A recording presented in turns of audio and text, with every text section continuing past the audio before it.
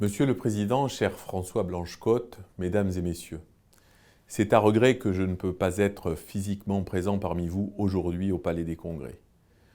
Il était toutefois très important pour moi d'avoir l'occasion de m'adresser à vous à l'occasion de cette 66e édition des Journées de l'innovation en biologie. En effet, la biologie médicale est une spécialité aussi essentielle dans le quotidien de nos concitoyens que riche de nombreuses perspectives d'avenir, au cœur des transformations de notre système de santé. Les examens de biologie médicale concourent à la réalisation de 60 à 70% des diagnostics posés dans notre pays.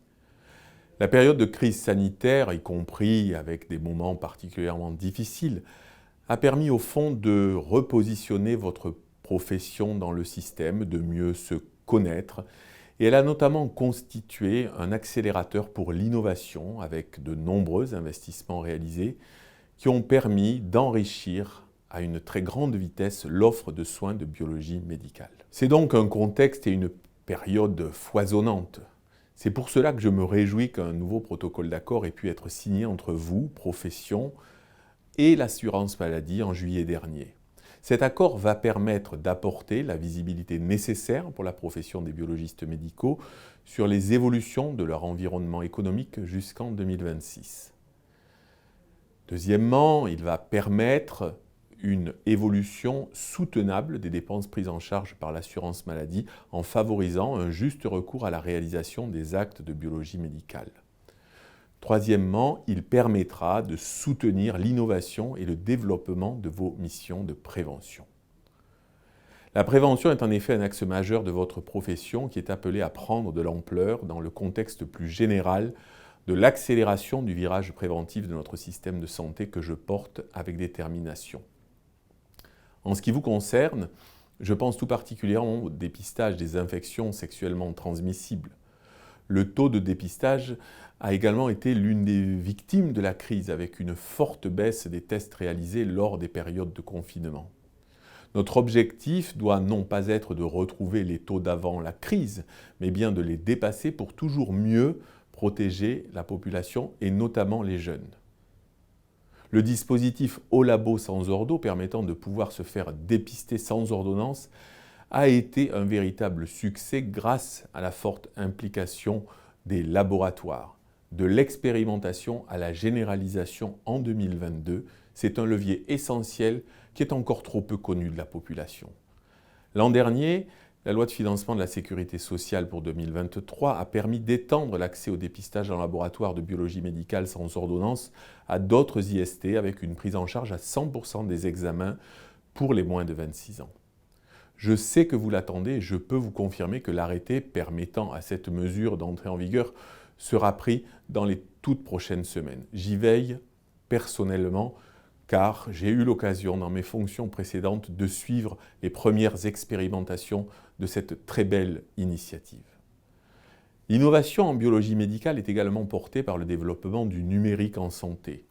Dans une logique de cercle vertueux, je crois que votre profession a une carte à jouer, une carte particulière dans le déploiement de ces nouvelles solutions numériques, qui sont notamment des vecteurs importants de fluidification, d'efficience et de pertinence des parcours de soins. Des avancées importantes ont été obtenues ces dernières années, notamment grâce au chantier et au financement du Ségur numérique et à la mobilisation des biologistes dans ces travaux. C'est pourquoi je vous remercie de cet engagement et je vous invite à vous saisir pleinement des perspectives nouvelles offertes par mon espace santé et à poursuivre son alimentation avec les comptes rendus de biologie, notamment dans un format structuré, ainsi qu'à accroître le partage de ces comptes rendus aux autres professionnels et aux patients via les messageries sécurisées.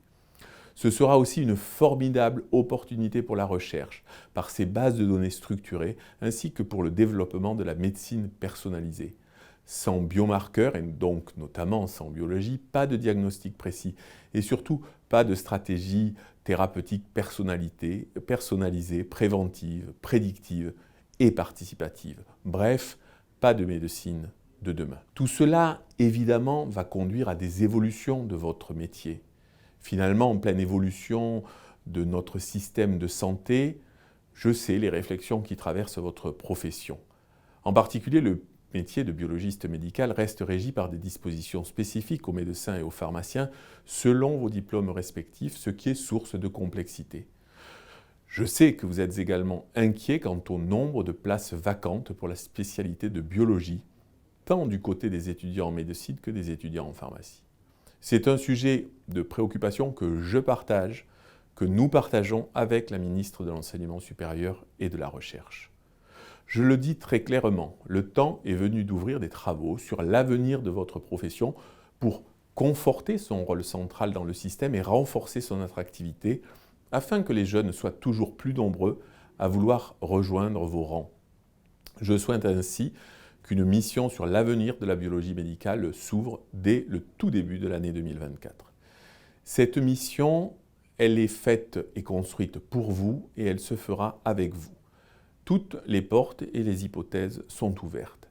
Elle traitera autant des évolutions du métier que du maillage territorial de la biologie, sans oublier les questions majeures relatives au rôle des biologistes médicaux dans la permanence des soins et la diffusion de l'innovation scientifique bien sûr, mais aussi organisationnelle ou numérique par exemple.